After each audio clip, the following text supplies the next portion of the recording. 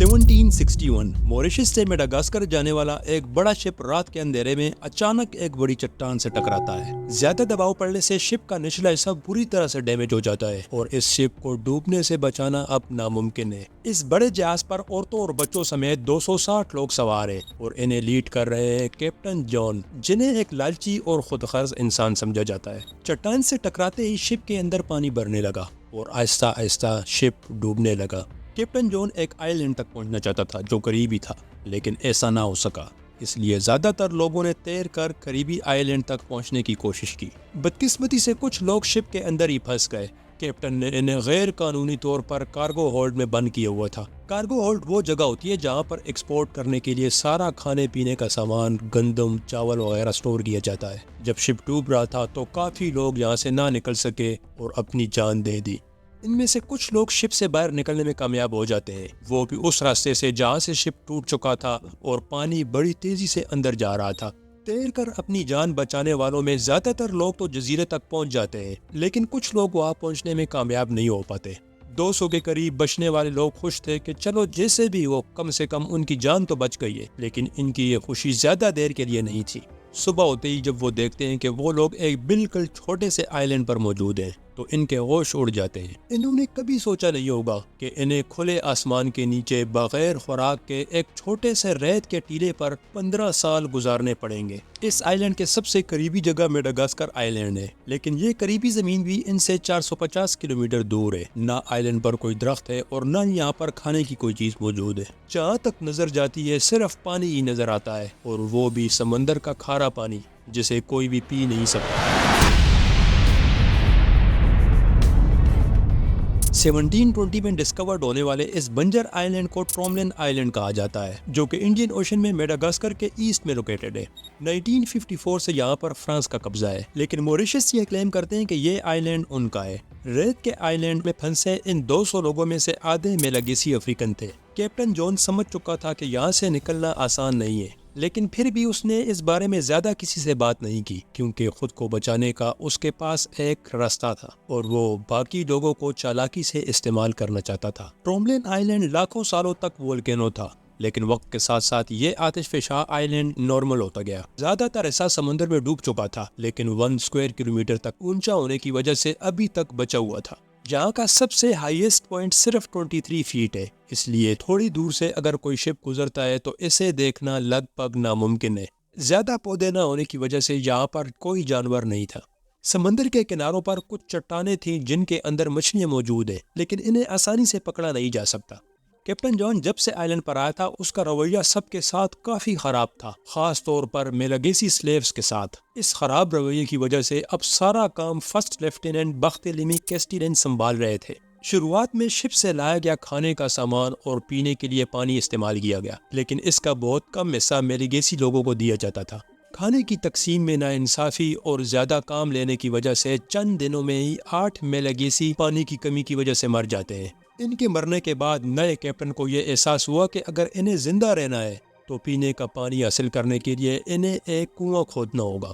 मेलागेसी और शिप के दरमियान काफी दूरियां थी। ये दो ग्रुप्स एक दूसरे को पसंद नहीं करते थे। मेलागेसी जान चुके थे कि इन्हें इस्तेमाल किया जा रहा है, और ये सच भी था। ज्यादातर काम इन्हीं लोगों से ही करवाया जाता, लेकिन फिर भी काम तो करना था, इसलिए एक कुआं खोदा गया। न सिर्फ पानी का इंतजाम किया गया, बल्कि बाकी काम भी मिलकर किए जाते, जैसे रोटी बनाने के लिए एक तंदूर, लोहा पिघलाने के लिए फोर्ज, भट्टी बनाई गई ताकि ज़रूरी औजार और हथियार बनाए जा सके।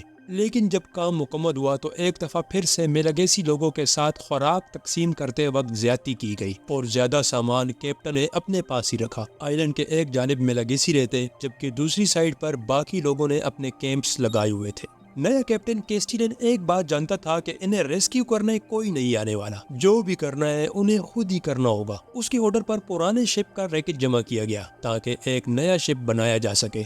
कई दिनों की मेहनत के बाद एक शिप तैयार किया गया, जिसका नाम द प्रोविडेंस रख दिया गया। आखिरकार 2 महीने बाद आइल ऑफ सेंट से निकलने का दिन आ चुका था, लेकिन फैसला हुआ कि तमाम मेलागेसी फिलहाल यही रहेंगे। उनके जाते ही इनके लिए एक शिप भेजा जाएगा। कैप्टन जॉन की इस बात पर तमाम बोले मेलागेसी यकीन कर लेते हैं। शिप रवाना तो हुआ, लेकिन इस शिप में एक बीमारी फैलने से कैप्टन जॉन समेत कई लोग शिप के अंदर ही मर जाते हैं। 4 دن لگاتار سفر کرنے کے بعد شپ میڈاگاسکر پہنچتا ہے۔ اب اس تمام جرنی کی انویسٹیگیشن نئے کیپٹن کیسٹیلن سے ہی ہونے والی تھی۔ فرانس کے گورنر سے جب ان کی ملاقات ہوئی تو اس نے کیسٹیلن کو برا بھلا کہا۔ کیسٹیلن نے گورنر کے غضب کا سامنا کیا اور پھر اسے قائل کرنے کی کوشش بھی کی کہ وہ ایک جہاز آئل آف سینڈ بھیجے۔ گورنر نے صاف انکار کر دیا کیونکہ اس وقت فرانس اور برٹن کی جنگ چل رہی تھی اور فرانس کے پاس شپس نہ ہونے کے برابر تھے۔ اس کا مطلب تھا کہ مجبور میلاگیسی لوگوں کی مدد کے لیے کوئی نہیں جانے والا۔ میلاگیسی بیچارے کئی مہینے انتظار کرتے رہے، یہ سوچ کر کہ ایک دن کوئی انہیں ضرور بچانے آئے گا، لیکن وقت کے ساتھ ساتھ ان کا یہ انتظار ختم ہوتا گیا اور وہ آئی لینڈ پر ایک نارمل زندگی گزارنے لگے۔ یہ لوگ پہاڑوں پر رہنے کے عادی تھے، سمندر کی زندگی کا انہیں کوئی ایکسپیرینس نہیں تھا، لیکن اب وہ آہستہ آہستہ خود کو اس نئی زندگی میں ایڈجسٹ کرنے کی کوشش میں لگے تھے۔ ان کے مذہب میں ٹرٹلز کھانا منع تھا، لیکن ان کے پاس کوئی اور راستہ نہیں تھا، اس لیے یہ لوگ ٹرٹلز اور سی برڈز کھا کے اپنی بھوک مٹاتے۔ تھوڑا عرصہ گزرا تھا کہ میلاگیسی لوگ ایک ایک کر کے مرنے لگے اور ان کی آبادی کم ہونے لگی۔ یہ واضح نہیں کہ اس کی وجہ کوئی بیماری تھی یا پھر خوراک کی کمی۔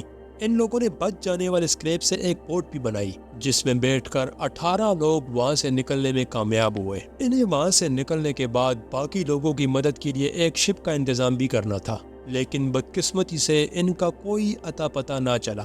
کئی سال گزرنے کے بعد کیپٹن کیسٹیلین اپنے ملک فرانس جا چکا تھا، لیکن اچھی بات یہ تھی کہ اتنے سال گزرنے کے بعد بھی وہ بار بار گورنر کو یہ بات بتاتا کہ انہیں میلاگیسی لوگوں کی مدد کرنی چاہیے۔ فرانس جانے کے بعد وہ وہاں سے میڈاگاسکر لیٹر بھیجتا، گورنر سے ریکویسٹ کرتا کہ میلاگیسی لوگوں کی مدد کی جائے۔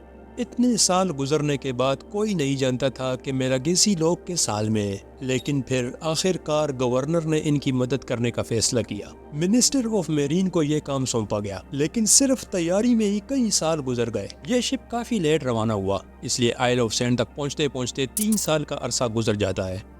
بدقسمتی سے یہ شپ پہنچنے کے بعد نوکیلی چٹانوں کی وجہ سے زیادہ آگے نہ جا سکا اور ناکام ہو کر واپس آ گیا۔ 1 سال کا عرصہ گزرنے کے بعد 1775 میں ایک دفعہ پھر سے کوشش کی گئی۔ اس دفعہ شپ کو ایک اور راستے سے لے جایا گیا۔ شپ آئل آف سینڈ کے قریب پہنچنے میں کامیاب ہو جاتا ہے۔ میلاگیسی لوگوں کو شپ تک لانے کے لیے ایک بوٹ روانہ کی جاتی ہے، لیکن یہ بوٹ تھوڑا آگے جانے کے بعد بری طرح سے پھنس جاتی ہے اور شپ تک پہنچنے کے لیے تیر کر آنا پڑتا ہے۔ یہ دوسری کوشش بھی ناکام ہو جاتی ہے۔ اگلے سال 1776 ایک فرینچ وار شپ ریسکیو کرنے کی کوشش کرتا ہے۔ یہ میری بودن اس شپ کا کیپٹن ہے اور انہیں آئل آف سینڈ بھیجنے سے پہلے ساری جانکاری دے دی گئی تھی۔ آخر کار یہ وار شپ آئل آف سینڈ کے بالکل قریب پہنچنے میں کامیاب ہو جاتا ہے۔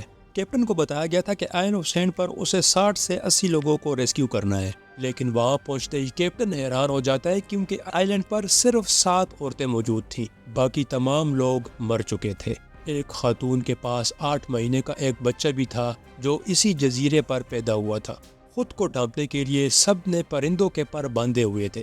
یہ لوگ زمین کھود کر اپنے لیے گھر بناتے۔ انہوں نے ایک اونچا ٹاور بھی بنایا ہوا تھا تاکہ اگر کوئی شپ یہاں سے گزرتا ہے تو وہ لوگ یہ ٹاور آسانی سے دیکھ سکیں۔ فائنلی 15 سال بعد ان لوگوں کی آزمائش ختم ہونے جا رہی تھی۔ انہیں آئل آف فرانس پہنچایا گیا جہاں پر ایک نئے گورنر نے ان سے ملاقات کی۔ گورنر نے فوری طور پر ان لوگوں کو آزاد کر دیا اور انہیں میڈاگاسکر لے جانے کا حکم دیا، لیکن ان تمام خواتین نے جانے سے انکار کر دیا۔ فرانس کے گورنر نے ان کی یہ بات مان لی، ہر طرح سے ان کی مدد کی اور انہیں آئل آف فرانس کی سٹیزن شپ دے دی۔